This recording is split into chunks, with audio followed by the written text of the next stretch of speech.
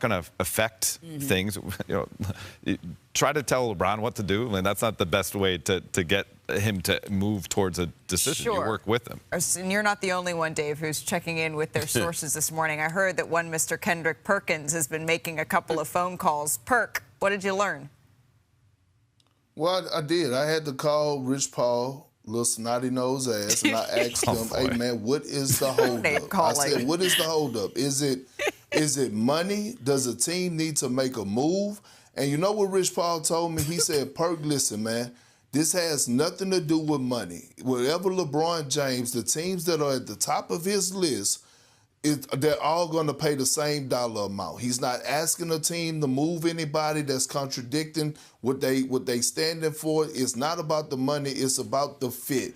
He's had his mind made up. Like, I believe that it's been a time where he had his mind made up, and then all of a sudden he's changed his mind and he's back to, the drawing board again. And what people have to realize is that, yes, he does have a wife, Savannah, who has an input, and he's also considering that in this decision. His daughter as well, and obviously Savannah would love to travel to LA to go watch her son Bronny get some minutes for the Lakers and watch him play at times. But they have another son that's down there in Arizona by the name of Bryce. And yes, Bryce didn't get a lot of minutes. Actually, he was a red shirt last year because he was going through the development process, but he's expected to play. So I know we all are anxious and want LeBron James to make a decision, but what I got from this call from Rich Paul is that, and I understand it now, he's like, Perk, I'm not going to rush, and he shouldn't rush.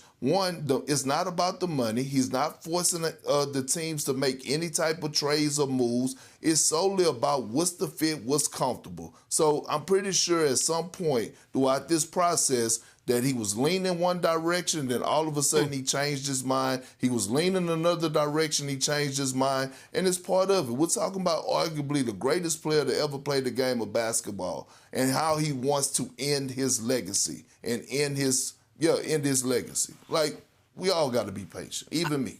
I think that's really interesting what you just said, Perk, because teams in the league, in the absence of information, in the absence of people saying he's leaning one way or leaning the other way, they're theorizing. I've talked to several of the teams that they're waiting on his decision, and the question is LeBron waiting for us to trade for someone? Does he want us to improve the team? There were does he want Kyrie Irving? There was this idea of Anthony Davis in Golden State.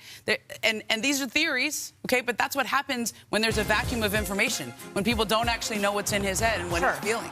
That's why when you're told, in kind of interviewing one-on-one, when you stop talking, people feel the need to fill the void and fill the silence. So the same applies here. But Rich explicitly said that there's nothing that teams should be doing right now. Yeah, I mean, in fact, he said, went and ran down those theories, and they're not true. Yeah. But that's what's happening right now as we wait. Yeah, he said even in the podcast, if you have empty roster spots, don't wait on us. Like, fill them. Yeah. So. And I'll tell you this. I'd cut a number 12 guy for LeBron James if I had to, right?